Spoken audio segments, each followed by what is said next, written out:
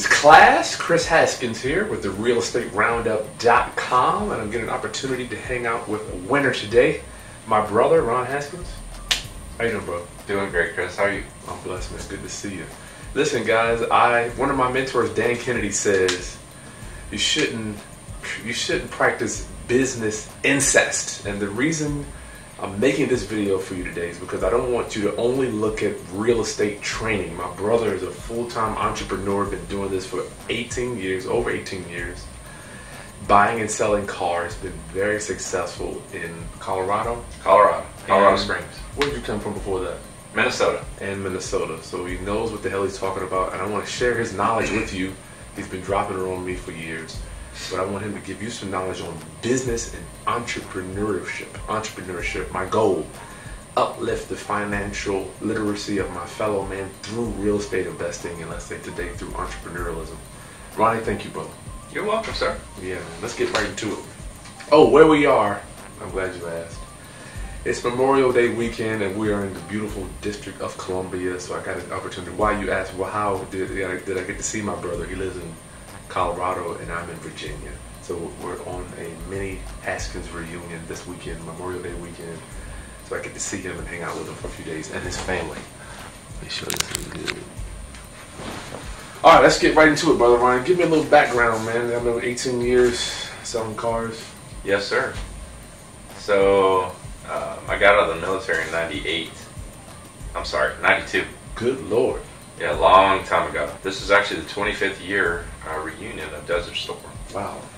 So, you know, been in the game a long time. You came out of the military, went right into the car business? No, I came out of the military, and my parents, like everybody's parents, wanted me to fit into a box. Mm-hmm. So they said that I should get a job that would one day pay a pension. You know, so, you know, I think it was Henry Ford that started that. You know, it was trade your time for money and a pension. You know, 30 years of service would get you a pension. So, you know, those are really good. You know, pensions have dried up over the years, but yeah. Back in 92, my parents wanted me to get a job, so I went to school to be a cop. Really? And yeah.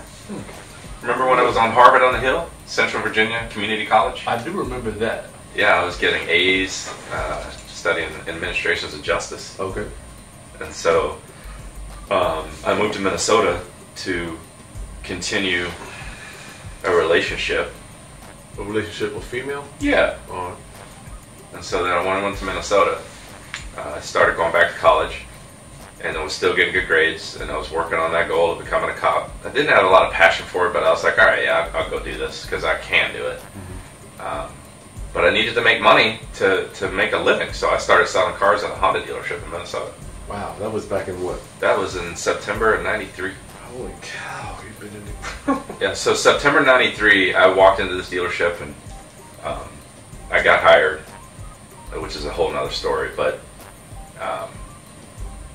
then I started learning some major lessons because my first year, mind you, I was 23 years old. I think my first year I made between $48,000 and $50,000. That's a good year, 40 years ago. It was a really good year, you know. So basically, I realized at that point that I didn't really have a dream to be a police officer, which is a very valiant job to have, but it wasn't really in my calling of what I wanted to do. Gotcha. So that's when I switched gears and was like, I'm going to become the best salesperson I can. Mm-hmm. And over the next 5 years at that dealership, I was one of the top guys, 20 cars a month, which led to my next business lesson, which was nobody cares. About what? So after 5 years, they fired my boss, who was my mentor for 5 years. And I sat down with the GM after hounding him for a week to talk to me. And I figured I was entitled to that next position, which was the sales manager. When I sat down with Mr. Joe Ittman, our conversation started off like this. I said, hey, Joe. He goes, what do you want to talk to me about, Ronnie? I said, hey, I'm the top sales guy. You fired Lewis, and I'm always on time. I work late. I was single with no kids, you know, and so basically I was like, I'm the hardest worker here. I work 9 to 9. I was working 60, 70, 80 hours a week. Mm-hmm. And he said, hey, let me stop you right there. We've compensated you for your time, correct? And it was a very sobering moment, and I was like, you know what? we're done talking. I have nothing to talk about. All of my commendations and achievements didn't mean anything to anybody. Wow. You know, which was different from in the military, because in the military, you know, you earn achievements and, you know, you level up. You know, you get a promotion. Okay. You move on to the next level. But in corporate America or business, nobody cares about your achievements. Yeah. You know, Looking for themselves. hmm So I left there in about a month. Wow. Yeah. After being there for how long? 5 years. Wow, dude. Yeah. At least you didn't get fired, though. Nope, didn't get fired.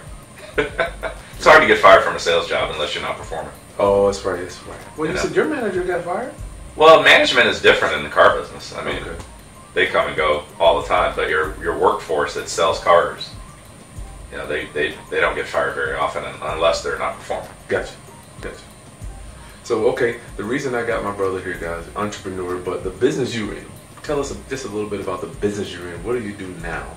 I am in the business of buying and selling cars for fun and profit. Okay. So, What's the name of your business? AutosearchUSA. AutosearchUSA was started as a dream back in 1998. When I joined the company, there were two guys with money, and then me. Okay. And so basically, when I walked in the door, I had to convince these gentlemen to hire me based on what my knowledge was in the industry. They had money and an idea, but they didn't have the 5 years of car experience that I had. Yeah. So I helped them flush that out. And so one of the conditions of hiring me was that I wanted to own my own dealership within a couple of years. So we started off and we worked towards that goal. Nice. So now you own your own dealership. Well, okay. Just tell us. Some of my viewers know who the hell you are and why we'll be interviewing you. What's important? You're the man. But tell us where you at now. So we are 18. I opened the office in 2000. I ran it with their money for till 2007, and then I purchased the first franchise. So basically, I've been the actual owner of the business since 2007, June 2007. Okay. Wow, you've been cranking, man. Good for you, Ronnie. Yeah. Thank you. I bet it's been exciting. So I got some questions here, some stuff I just want to shoot off at you, that some things that hopefully that we can share to our viewers to help them either get started in business or be better in what they're doing in their business careers. I did want to start. You mentioned something about hard lessons at a slow pace. Hard lessons at a slow pace. Hard lessons at a slow pace. Yeah. What are your thoughts on that? Well, you know, you have folks that go to college and spend money and they trade money for a degree. Yep. I wasn't fortunate enough to finish my degree. But So, you did go to college. I went to college. Gotcha. You're talking about my master's degree that I got 1 year? Yeah. So in 1987, my dad had enough of me because I graduated high school. And he said, hey, you know, you're going to go to college. I was like, all right. So I went there and he dropped me off at the admissions department with some money and my little backpack. And he was like, see you later. So it's a true story. It sounds real scary, but yeah, he dropped me off at Norfolk State. I went on to obtain a master's degree in 1 year. And so I didn't feel like I needed to go back to get a PhD. But I got a master's in drinking and hanging out. A lot of you can relate to that, you know, if you were like me. I was there when they dropped you off too, Ron. We had a ball. Yeah, it was a good time. Like a distant memory. You know, once again, you go back to that box, you know, not everybody fits in that box. Yeah. You know, I'm not saying that I was the worst student, but I just didn't really have any interest in school. So you saying this is one of your hard lessons? That was a very hard lesson. It took a year for me to realize that school was not for me. You know, a full solid year. For everybody. No, it's not. You know, I mean, there's other ways to learn your lessons in business. Finding a mentor, you know, which is I would put way up on the list. Someone that you look up to that is successful. You can't really glean any lessons from people who don't succeed at what you're trying to succeed at. So, like, if you're out there trying to be the best real estate magnate, you might not want to work with a person who's actively going through a foreclosure and bankruptcy. You know. And you told me you have a mastermind. Napoleon Hill talks about that's one of the things that successful people do. Yeah, like getting your mentor, getting people, building your circle of trust with people that hold you accountable. Tell me about your guy. You said you had a guy. Jay Boykin. So I met Jay Boykin in my journey when I got to Colorado. I met him on a basketball court in Boulder, Colorado. 18 years ago. Literally, we were just shooting basketball on the streets. And he was there in a transition point in his life, and we just started talking, and we became friends. Now, we didn't really understand any of this now, but when we look back 20 years, we realize why we were brought together and why we were friends. Because he's gone on to become a pastor as well as a CFO of a company. Wow. And so he's amazing, but we can have, our conversations changed over the years. We both went through a lot of different lessons. From being broke to actually obtaining some success to becoming even more successful, and then managing it, and how do you help other people and do things of that nature. Yeah. So we can have conversations that I don't just have with anybody. Nice. You hear that, guys? Get you guys. I don't think he would necessarily be a mentor, perhaps. We think he falls under the mastermind group. Yeah. He is definitely one of those in the mastermind group. He knows money and spreadsheets. Spreadsheets. Yeah. Good. I think he called himself a spreadsheet jockey at one point in time, but now he manages a lot of people that manage a lot of spreadsheets. Okay. Yeah. Wow. I heard you say management a lot, Ronnie. I run into people so much that their brain is only focused on earning, and I say earning. People say making money because the only people that can make money is the government. Earning money. What is your opinion on earning money and managing it? What is the two different? Are they different in your world, or are they the same? Yeah, I think that earning money is how we all start out. We want to get to the top of the chain, and we want to basically be able to earn as much money as humanly possible. At some point in your life, you have to realize that you have enough, because there isn't ever enough. There's never enough. If you've ever seen Money Never Sleeps, Wall Street 2. It's a big point in the movie where Josh Brolin is looking at Shia LaBeouf, and he says, "I'm going to give you $300,000 a year. I make $6 million." And he looks at him and goes, "Well, what else do you want?" And he said, "More." And it's like, it's enough to just make you throw up. It's like, I don't really need more. You got, and that's nobody knows what you need. You have to figure out what you need. In order to feel successful. Single person. Mm-hmm. So, but then you have to manage what the hell you get, right? I mean, how do you have to? I mean, no one's born with. I haven't met a person yet that's born knowing how to manage money. Danny Newmark. Hi, Danny. Danny was born knowing how to manage money, but Danny's a friend of ours from childhood. But so. You talk about financial literacy, so I'll give you a really good example. My wife shops at Goodwill constantly, not because she's cheap, not because she wants to beat the system, but because she's smart. That lady will go get me a Ralph Lauren shirt that's been worn once or never at all for $3. Yeah, that's true. I think she's probably saved me since I've known her. We've been married for 10 years. I think she's probably saved me over $100,000 in clothing since we've been together. She's very financially literate when it comes to producing good product for low dollar amount. I mean, she could take it a step further probably and sell all the clothes she buys, but that's one part of it. So and when you're starting off with your career, you don't have but so much to manage. But I'm presuming now, having a dealership and having employee work, you have to manage every week what's coming in, what's coming out. You have to. I don't understand when I watch a lot of Shark Tank, and I think that it's upsetting to me when people don't know their numbers. Yeah. What's coming in, what's going out, how to forecast, which is what we talk about that conversation with Jay being part of the mastermind. His whole job is based up on forecasting. You have accounting and you have forecasting. He's in finance. So finance is forecasting revenue, and accounting is counting beans. You know, heard of the term bean counter? Yeah. So you have to be literate in both departments. You have to be able to forecast what is your potential, but you also have to be able to account for it.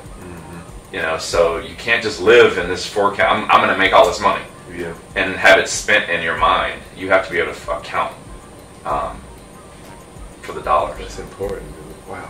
Is that a skill that you learned, right? I mean, was that something that comes a hard lesson with slow pace? Hard lesson with slow pace. So when I first opened my business, when I purchased the business, I obtained an accountant right away. That's a. If you don't learn anything else from this video, get an accountant. Oh my God. Right away. I don't know how I got that. Probably because I was around them and I had a financial planner at that point in time in my life. We're talking 2007. And so my accountant has been with me since 2007. I hired her right when I bought the business. She helped me set up the EIN number and all of that stuff and get everything going. Yeah. And the first year was loosey-goosey. You know, commingling of personal finances and business finances. You don't have that much business finances. You know, you're putting it all in. You don't have but one credit card that's, you know, your personal credit card. You know, now I have several business cards. No, I don't. It's all separate, you know. Well, some starting out, you got to do what you got to do. I was the same. You got to do what you got to do. I still have some of your block builders checks laying around.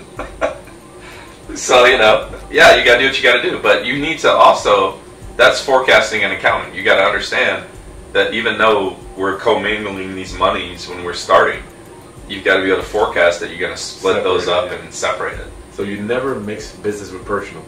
You try not to. I mean, I think it's one of the top 5 reasons people go out of business is taxes. You know, they can't.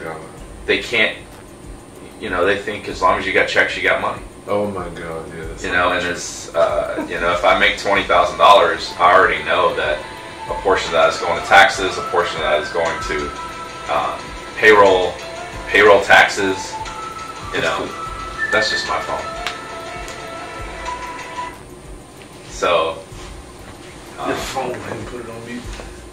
You can hit it. Payroll taxes. Payroll taxes. You know, that's who taught me how to. You know, who taught me how to determine, how to differentiate business and personal. Who? The IRS. Oh yeah, they'll teach you. That's a hard lesson.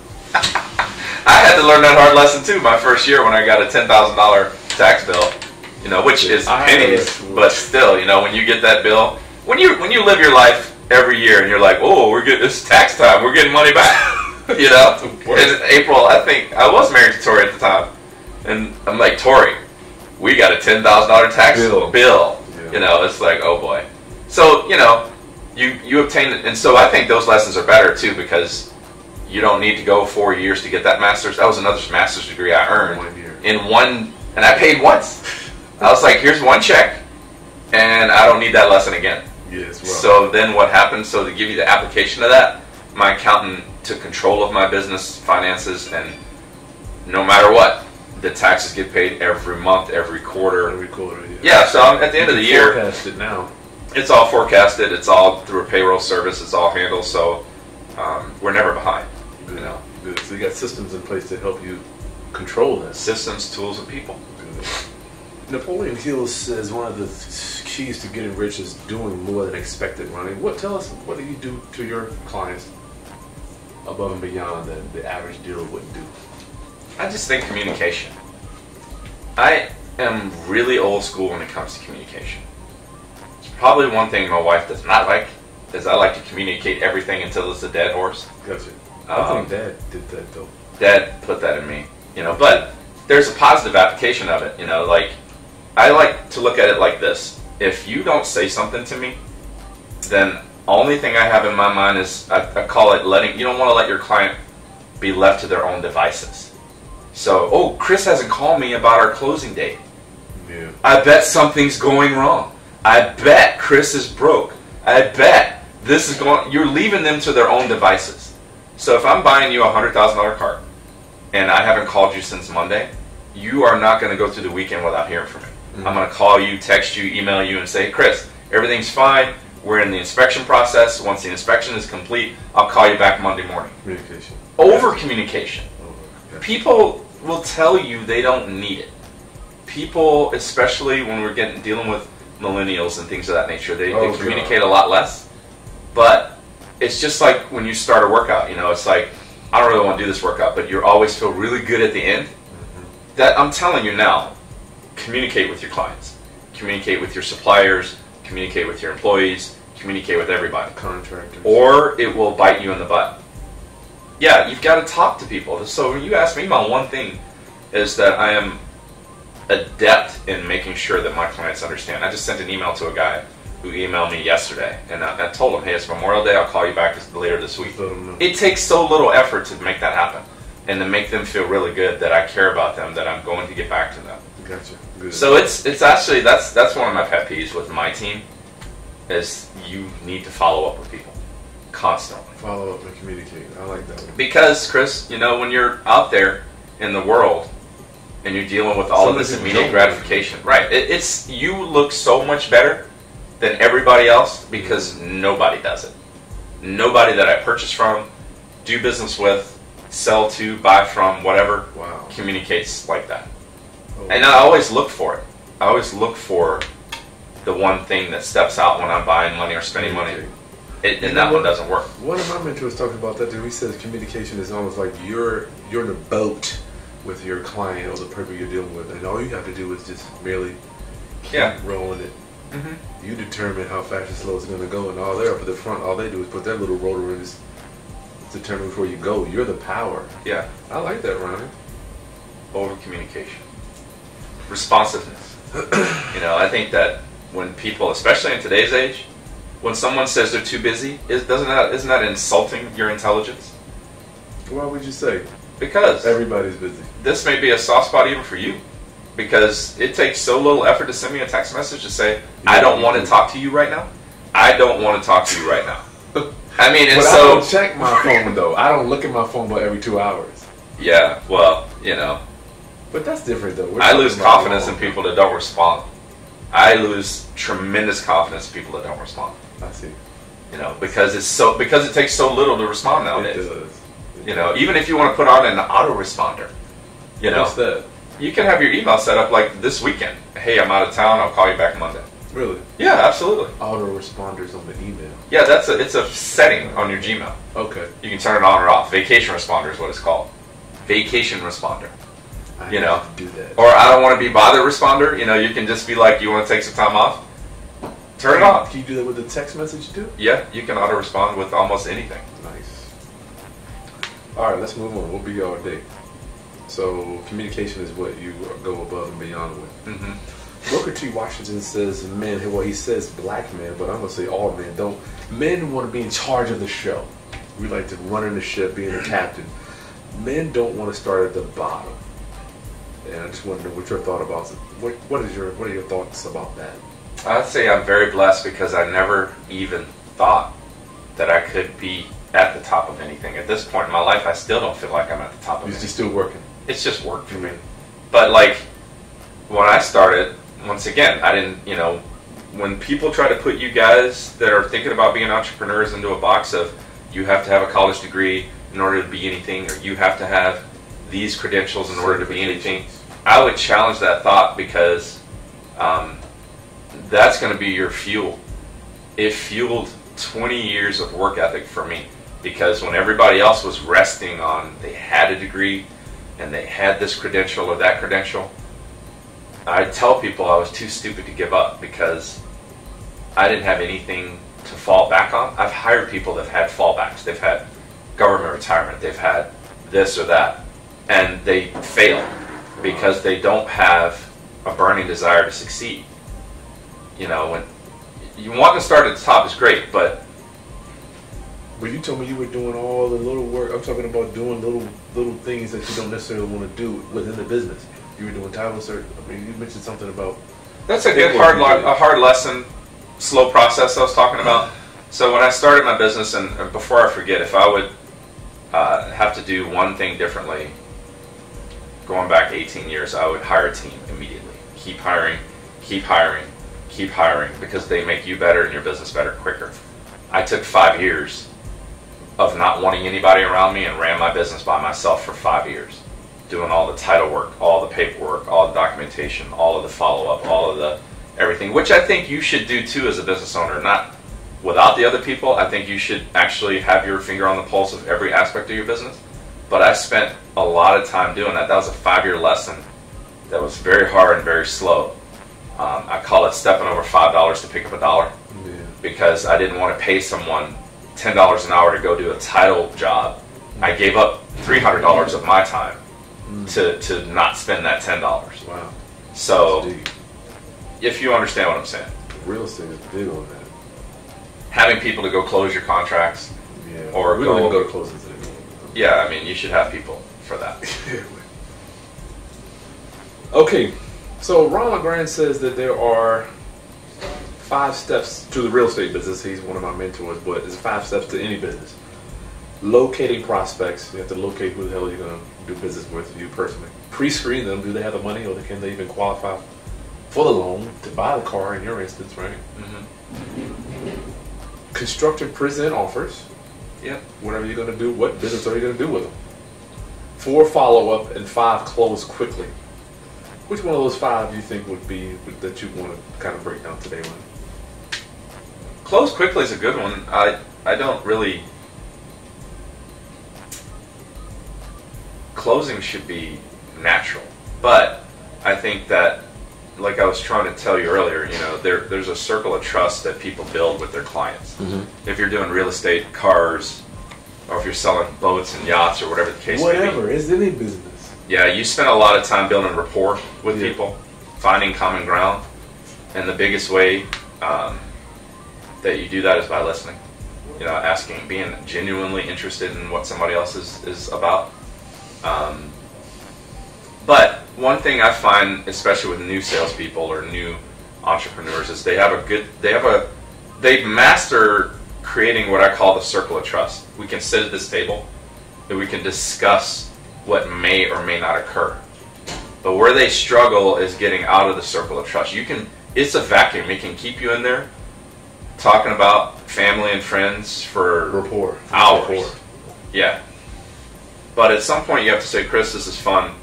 In order for us to move forward with this transaction, I need you to sign. And so you have to be able to get out of that circle and then back into that circle. You have to become a master of going back and forth in that circle. Gotcha. Many, many times during the transaction. Does that come with experience, Ronnie, or can somebody study that? Practice and experience, and you can study it. But I think that being genuine is probably the biggest deal. If people are going to smell desperation. If you want to close. I would, at this stage in my life, I think that it's the people are trying to close me and get me to buy a car for them. That's my point. I'm like, when I go to buy a house, Ronnie, I could care less whether I buy the house or not. Right. It's irrelevant to me. Yeah. They're almost like, don't you want... I know. They're like, don't you want this deal? I'm like, I don't know yet. I'm not sure if I want to marry you. It's like... It's unbelievable, yeah. But the majority of my coaching clients and people that I meet, and I don't know about our viewers, but they're like, I need that deal. I want to close this deal with you, a car deal. Right. You're the same way. Yeah. With the car, it's like, I might buy your car or I might not. I tell people, no, I don't want to work with them quite often. Yeah, because it's... I don't say it in that manner, but I make a decision if I want to be invested with that particular consumer. What is the specific service that you would offer to? What's your mission? Give me the real quick. Specific service that I offer is I'm going to use my money and time to buy your car for you while you go back home. So you have to qualify for me to do that. Oh, okay. So basically, even though I'm telling you the price up front and what you're going to have to pay, you're taking no risk during that entire transaction. Mm-hmm. So for a week and a half, I'm going out to spend $50,000 of our money to buy a car for you and present that vehicle to you for you to accept. Okay. And so if we aren't getting along, and the biggest thing for me is that if you don't value your own time, you're never going to value what I can bring to the table for you. Yeah. That's a lesson that you kind of just learned. It's a hard, slow lesson. So you don't really have a lot then where people just come on and you take them up and down the line and they look at the cars. I don't sell cars. It's a very common misconception. People think that I'm there to sell them something, so they come in with their arms up. I'm your solution guy. So basically, when you sit down with me, I already know from talking to you in 5 minutes what you should be doing. And so the only question at that point is, do you want to tell me what you want me to buy for you? or do you need help? And so if you need help, that's when I'm going to shine. Okay. I'm going to show you exactly what you should be buying. I'm going to make it happen. I'm going to develop and procure your product and go, here you go. Gotcha. Yeah. That's nice. So you get cars for people that they don't even have to take a lot of time to go looking at. 98% of my customers don't even know what they want to buy when they sit down with me. Wow. And they think they're going to get sold something, but I'm just like your Edward Jones financial planner. I'm not a captive, so I don't have to sell you anything, which makes my job very easy because I can look at your situation, your finances, your financial budget, and everything, and go, okay, this is what I would do if I were you. Gotcha. Based on 20 years of experience, this is the car I would buy. And so then it becomes a risk meter, you know. You believe me, or do you want to do it your way? I know you've purchased 3 cars in your life. You know, I've only purchased 3 today. So I mean, let's see if you want to do it your way or my way. I meet people that want to own rental property, and they're like, "Man, I don't need a 2-car bathroom." You know, whatever. Yeah. Anyway, I'm not even going to get into real estate on this one. I'll leave it alone. Okay, so closing quickly. That's where you're getting in and out of the rapport to close the deal is where you think is. I think you have to be able to ask for business. It's all, nothing has changed in 300 years. Yeah. It's just at some point you have to ask for the business. Chris, this is great. I like your kids. I need some money. Gotcha. And I need you to sign right here so we can move forward. All right. Be straightforward. Yep.